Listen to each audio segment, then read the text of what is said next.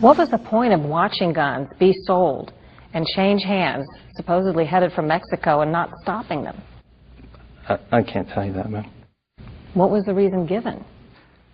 The reasons that we were given was what the supervisors and agency had told us was they no longer wanted to just make cases against straw purchasers. A straw purchaser is someone who buys a firearm that's not intended for their own personal use.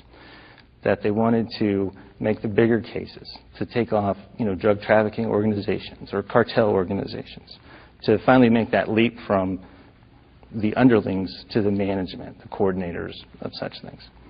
So by order to do that, we have to identify these people, build a case against them, investigate them, and this was their answer to do that. Why isn't that a legitimate reason?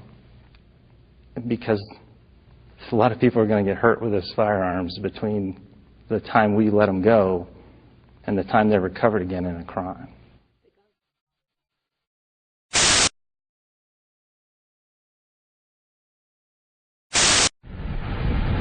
December 14th, 2010. The place, a dangerous smuggling route in Arizona, not far from the border.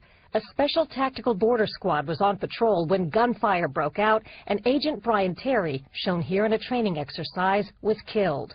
Kent is Brian's brother. He was my only brother. That was the only brother I had, and I'm lost. The assault rifles found at the murder, similar to these, were traced back to a U.S. gun shop.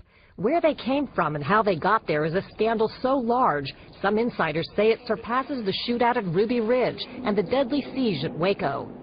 To understand why, it helps to know something about Project Gunrunner, run by ATF, the Bureau of Alcohol, Tobacco, and Firearms. Project Gunrunner deployed new teams of agents to the southwest border. The idea, to stop the flow of weapons from the U.S. to Mexico's drug cartels. But in practice, sources tell CBS News, ATF's actions had the opposite result. They allegedly facilitated the delivery of thousands of guns into criminal hands. We wanted to ask ATF officials about the case, but they wouldn't agree to an interview. We were able to speak to 6 veteran ATF agents and executives involved. They don't want to be quoted by name for fear of retaliation. These are their allegations. In late 2009, ATF was alerted to suspicious buys at 7 gun shops in the Phoenix area. Suspicious because the buyers paid cash, sometimes brought in paper bags, and they purchased classic weapons of choice used by Mexican drug traffickers, semi-automatic versions of military-type rifles and pistols.